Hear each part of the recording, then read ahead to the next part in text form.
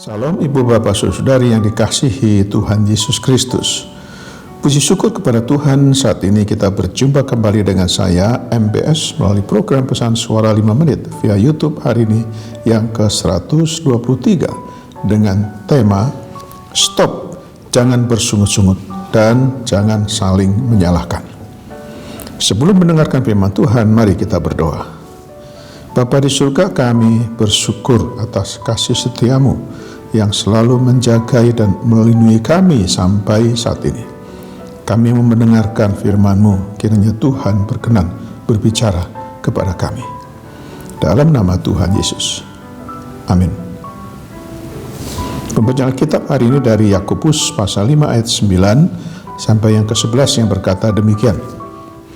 Saudara-saudara, janganlah kamu bersungut-sungut dan saling mempersalahkan, supaya kamu jangan dihukum. Sesungguhnya hakim telah berdiri di depan pintu. Saudara-saudara, turutilah teladan penderitaan dan kesabaran para nabi yang telah berbicara demi nama Tuhan. Sesungguhnya kami menyebut mereka berbahagia, yaitu mereka yang telah bertekun. Kamu telah mendengar tentang ketekunan Ayub, dan kamu telah tahu apa yang pada akhirnya disediakan Tuhan baginya, karena Tuhan Maha Penyayang dan penuh belas kasihan. Ibu bapak saudara yang dikasihi Tuhan, kebiasaan hidup bersungut-sungut dan saling menyalahkan adalah sifat yang sangat menonjol dari bangsa Israel.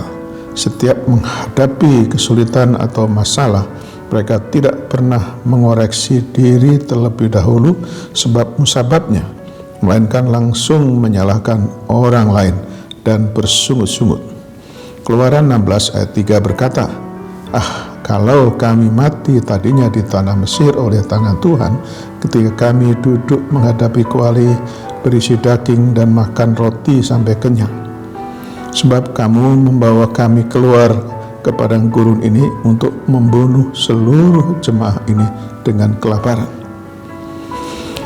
Maka mereka menyalahkan Musa, menyalahkan keadaan, dan selalu membanding-bandingkan dengan keadaan sebelumnya. Melihat apa yang diperbuat oleh bangsa Israel ini, Tuhan menjadi sangat marah, sehingga mereka harus langsung menanggung akibatnya, mati dipagut ular, dibinasakan oleh malaikat maut, dan puncaknya gagal memasuki tanah perjanjian kecuali Yosua dan Kaleb. Bukankah tindakan ini juga sering dilakukan oleh banyak orang Kristen sekarang? Memang lebih mudah menyalahkan orang lain daripada melihat keberadaan diri sendiri. Kita cenderung tidak mau dipersalahkan, kita merasa paling benar. Suami istri saling menyalahkan, orang tua dan anak saling menyalahkan, bahkan tidak jarang juga menyalahkan Tuhan. Yakobus menasihati, saudara-saudara, turutilah teladan penderitaan dan kesabaran para nabi yang telah berbicara demi nama Tuhan.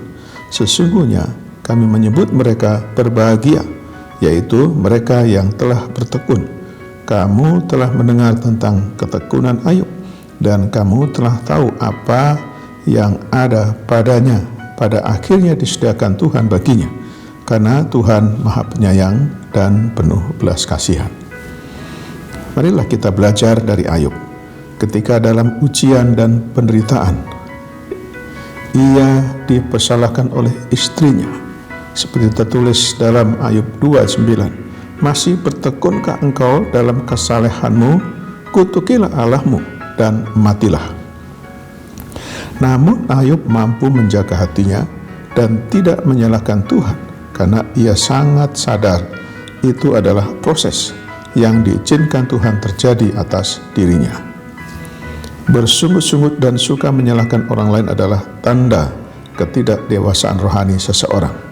Stop untuk tidak lagi bersungut-sungut dan menyalahkan orang lain. Jadilah orang Kristen yang lebih dewasa dalam menjalani kehidupan rohani setiap hari. Demikianlah renungan kita hari ini. Selamat beraktivitas, Tuhan Yesus Kristus menyertai dan memberkati kita. Mari kita berdoa. Bapa kami di surga, kami bersyukur untuk firman-Mu hari ini. Terima kasih atas pencerahan-Mu bagi kami hari ini, agar kami dapat menjalani hidup ini dengan tidak bersungut-sungut dan tidak saling menyalahkan, tapi belajar hidup yang selalu bersyukur dan memuji Tuhan. Kami berdoa bagi saudara kami yang sakit, yang sedang dirawat di rumah atau di rumah sakit. Kiranya Tuhan berkenan menjamah dan menyembuhkannya. Kami berdoa bagi yang bergumul dengan berbagai macam masalah kehidupan ini, baik masalah rumah tangga, kebutuhan teman hidup, kebutuhan keuangan, masalah pendidikan, dan lain sebagainya. Kiranya Tuhan berkenan menolong dan memberikan jalan keluar. Kami berdoa bagi korban bencana alam, gempa bumi, tanah longsor, banjir yang terjadi di mana-mana. Kiranya Tuhan menghibur dan menguatkan mereka. Kami berdoa bagi pemerintah, aparat keamanan, para relawan yang membantu para korban. Kiranya Tuhan berkenan memberkati mereka. Berkatilah ya Tuhan seluruh aktivitas kami hari ini. Dalam nama Tuhan Yesus Kristus. Amin. Sekarang terimalah berkat dari Tuhan.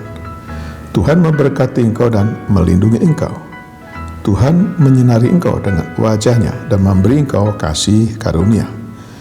Tuhan menghadapkan wajah-Nya kepadamu dan memberi engkau damai sejahtera.